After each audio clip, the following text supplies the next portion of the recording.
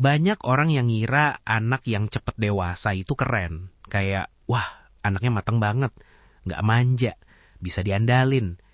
Tapi gue mau mulai dari satu pertanyaan yang sedikit nyebelin. Matang atau terpaksa kuat? Coba bayangin skenario ini. Dan kalau lo pernah ngerasain, kemungkinan besar lo bakal mikir, ini tuh gue banget. Lo masih anak-anak, tapi tiap pulang sekolah bukannya mikirin main, lo mikirin hari ini orang rumah aman nggak? Bokap nyokap lagi ribut nggak? Duit cukup nggak?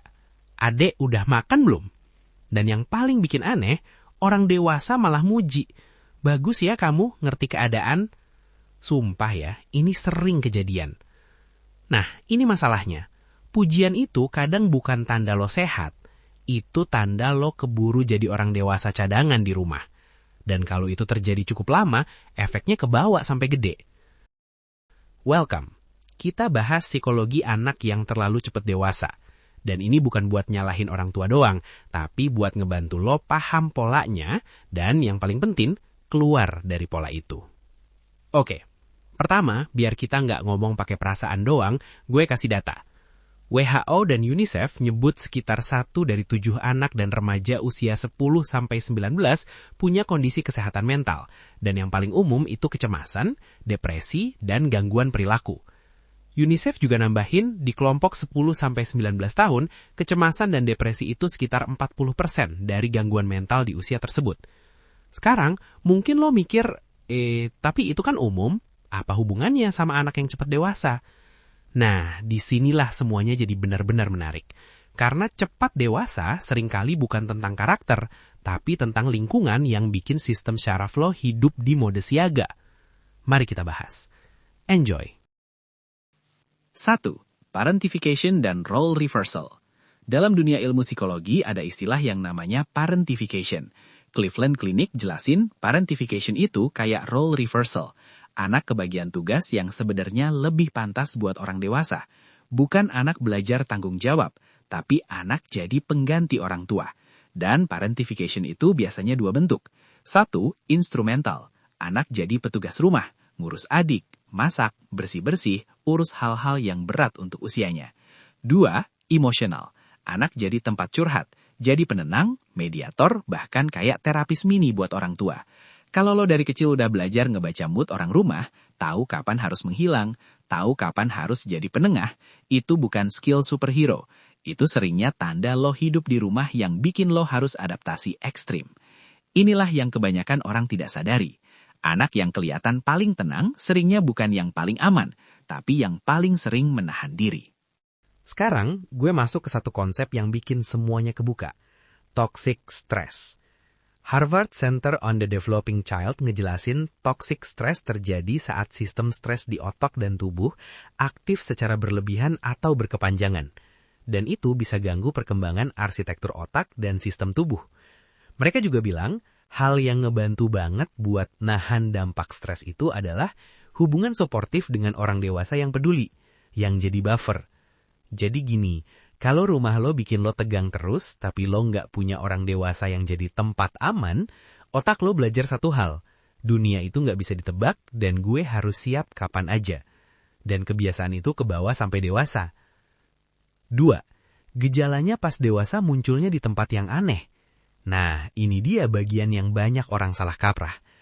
Banyak orang yang dulu cepat dewasa tumbuh jadi orang yang kelihatan sukses.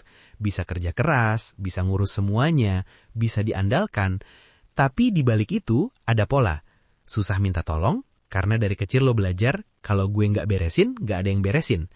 Guilty kalau istirahat, karena istirahat rasanya kayak ancaman. Nanti ada masalah. Overthinking dan hypervigilance, kebiasaan scanning situasi.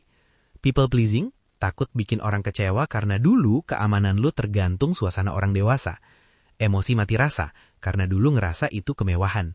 Dan ini bukan asumsi doang. Studi di jurnal Academic Pediatrics berbasis National Survey of Children's Health 2016-2017 nyimpulin ACEs, pengalaman buruk di masa kecil berkaitan dengan odds lebih tinggi untuk kecemasan dan depresi pada anak atau youth usia 8-17.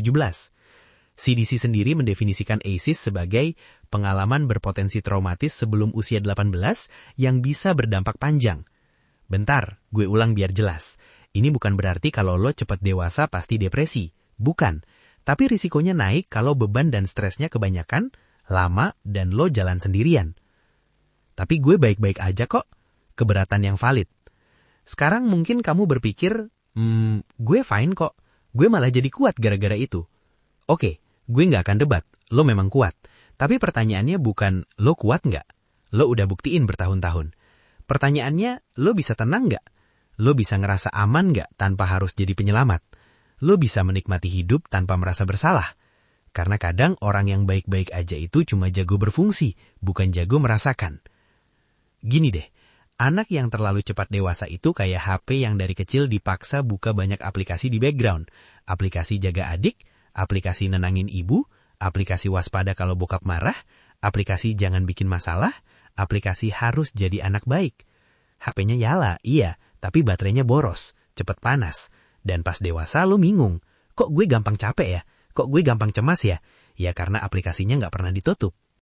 Oke, sekarang kita masuk ke bagian praktis. Dan gue bikin ini simple, tapi ngaruh banget. Langkah 1, bedain tanggung jawab versus rasa bersalah. Tulis 2 kolom. Kolom A, ini tanggung jawab gue yang realistis. Kolom B, ini rasa bersalah gue kalau gue nggak jadi penyelamat. Targetnya, lo mulai bisa bilang, oh ini bukan kewajiban, ini kebiasaan. Langkah 2, latihan batasan level kecil dulu. Jangan langsung konfrontasi gede. Mulai dari kalimat pendek. Gue bisa bantu, tapi nggak sekarang. Gue butuh waktu mikir. Gue nggak nyaman bahas itu. Boundary itu otot, dilatih pelan-pelan. Langkah 3, cari apostrof buffer yang dulu nggak ada. Harvard bilang, hubungan suportif itu buffer stres. Jadi cari 1-2 orang yang aman. Temen, pasangan, mentor, komunitas, atau profesional. Tujuannya bukan curhat drama. Tujuannya regulasi. Lo punya tempat pulang secara emosi.